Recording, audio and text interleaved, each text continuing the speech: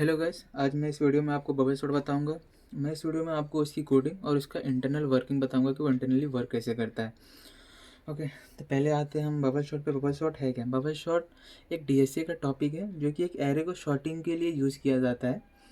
Bubble shot generally small set of array पे काम करता है, बड़े सेट एरे पे उतना एफिशिएंट नहीं होता है। और इसकी जो टाइम कॉम्प्लेक्सिटी होती है वो बिग ऑफ एन होती है बेस्ट केस में, and big of n square होती है वर्स्ट केस में। ओके, और जो इसकी स्पेस कॉम्प्लेक्सिटी होती है वो बिग ऑफ वन होती है।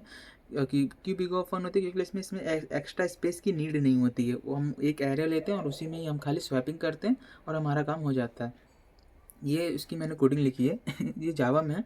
आप कोई भी लैंग्वेज में ले सकते हैं, बस आप इसकी इंटरनल वर्किंग देख लो कैसे होती है, बाकी काम करेगा। ओके तो मैंने एक मेथड बनाया जिसके अंदर मैंने एक एरे का पैरामीटर पास किया है। तो पहला फॉर लूप लिया मैंने, int I is equal to array dot length -1, I is greater than 0, I minus minus. अब ये कंडीशन क्यों लिया है मैंने? अब देखोगे तो एरे की लेंथ जो है, मैंने यहाँ पे जो एरे लिया है उसकी लेंथ है 5, लेकिन उसकी इंडेक्सिंग होगी 4 तक। अब क्यों? अगर हम बात करें एरे की लेंथ की तो वो 1 से स्टार्ट होती है, 1 2 3 4 5, लेकिन हम बात करें इंडेक्सिंग की तो वो 0 से स्टार्ट होती है, 0 1 2 3 4। क्योंकि हम लोग ज़्यादातर एरे पे हम लोग इंडेक्सिंग हम लोग 0 से स्टार्ट करते हैं। ठीक है, अभी आगे चलते हैं। मैंने दूसरा कंडीशन लिया है फॉर लूप की, जो कि j इज इक्वल टू 0 है और वो j is less than I होना चाहिए और j प्लस प्लस। अब मैं ये बताऊंगा आगे कंडीशन कैसे क्यों है। ठीक है, अब हमने जो एक इफ़ कंडीशन लिया है कि j is greater then j plus 1 होना चाहिए। अब ये कंडीशन क्यों लिया है सब समझो। 5 है मेरा, अब मैं अगर मेरा j यहाँ पे रहेगा तो 5 इज़ ग्रेटर देन 1 है, हाँ है, तो मैं इसको स्वैप कराऊंगा। मतलब हम लोग एक एक स्वैपिंग करते जाएंगे। बबल शॉट का मतलब क्या है कि वो एक एक को शॉर्टिंग करते जाता है, हर एक इटरेशन में एक एक स्वैपिंग मारता है। अगर ये यहाँ 0 पे है, ग्रेटर है, तो वो स्वैप करेगा, फिर हमारा जे बढ़ जाएगा, फिर वो स्वैपिंग करेगा। मैं आपको अच्छे से आगे बताऊँगा। अभी ये मेरी पहली कंडीशन है और यहाँ पे मैंने in time is equal to a array of j, उसमें उसकी वैल्यू असाइन की और ये मेरा स्वैपिंग का वो है लॉजिक। अब आते हैं हम लोग इसकी इंटरनल वर्किंग पे कि बबल शॉट इंटरनली वर्क कैसे करता है। यहाँ पे मैंने लिखा, पहला मेरा फॉर लूप चला i इज इक्वल टू 4।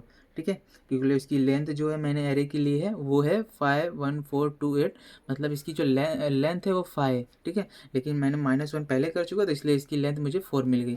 तो अब i इज इक्वल टू 4 लिया मैंने, j इज इक्वल टू 0, तो 0 से स्टार्ट है। अब पहली कंडीशन चली 5 इज़ ग्रेटर देन 1, ये मेरा इफ़ कंडीशन में गई, 5 इज़ ग्रेटर देन 1 है, चेक करेंगे हम, 5 इज़ ग्रेटर देन 1, हाँ है ग्रेटर, तो हम लोग उसको स्वैपिंग कर देंगे। स्वैपिंग कैसे करेंगे? 5 को हम लोग टेम्पर में रखेंगे, तो जो हमारी एरे ऑफ जे की वो जे की वैल्यू होगी वो उसमें हम लोग इनिशलाइज करेंगे j+1 की वैल्यू, मतलब 1।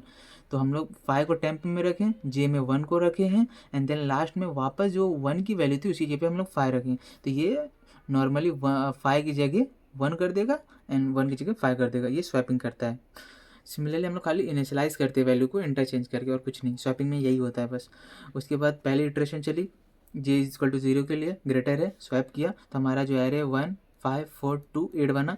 फिर j इज इक्वल टू 1, वापस कंडीशन इफ कंडीशन में जाएगा, चेक करेगा j is greater then j+1 है, देखेगा कि मेरा 5 इज़ ग्रेटर देन 4 है, हाँ है, वापस वो स्वैप करेगा, हमारी कंडीशन चलेगी 1 4 5 2 8 के लिए। वापस इटरेशन चलेगा j इज इक्वल टू 2 के लिए, फिर देखेगा 2 पे क्या है, 5 है, 5 इज ग्रेटर देन 2 है, हाँ है, वापस इटरेशन चलाएगा 1 4 2 5 8 के लिए। वह फिर वह इटरेशन चली j इज इक्वल टू 3 के लिए।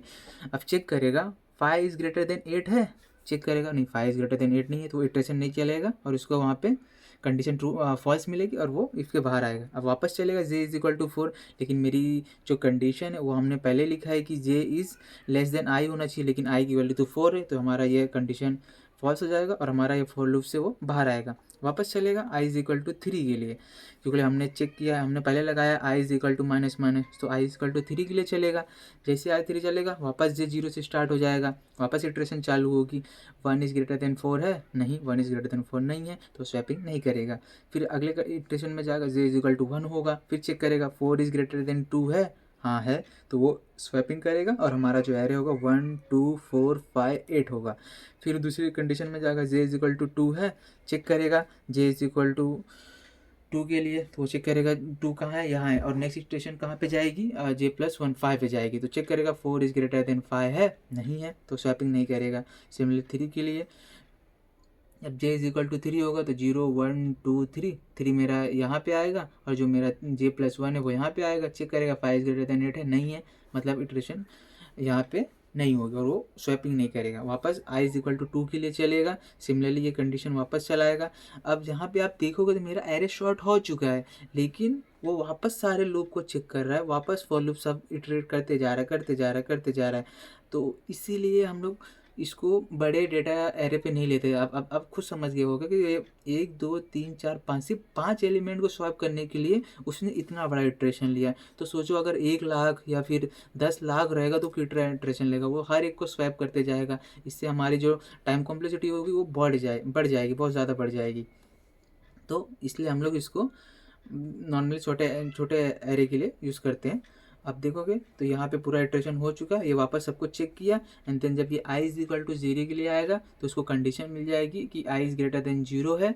तो 0 इज़ ग्रेटर देन 0 तो होता नहीं है, तो इटरेशन वो ब्रेक करेगा और यहाँ से हमारा फॉर लूप हो जाएगा और ये हमारा एक सॉर्टेड एरे दे देगा। Thank you. इस वीडियो में बस इतना ही था। आने वाली वीडियो में मैं आपको और भी अच्छे तरीके बताऊंगा सॉर्टिंग के, और भी मैं डीएसए के टॉपिक कवर करूंगा, और इवन मैं और अच्छे आपके लिए टॉपिक लाऊंगा, लाइक MQTT कैसे कनेक्ट होती है, रेडिस कैसे कनेक्ट होते हैं, जावा में कैसे कनेक्ट होते हैं, .NET में कैसे कनेक्ट होते हैं, एंड JS में कैसे कनेक्ट होते हैं। मैं आपको एक रियल वर्ल्ड एग्जाम्पल दिखाऊँगा कि कैसे हम लोग एम्बेडेड सिस्टम पर काम कैसे करते हैं। और भी मेरे इस चैनल पर आपको बहुत कुछ मिलने वाला है, आप बस बने रहिए, मैं आपको अच्छी चीज़ें बताते रहूँगा। Thank you.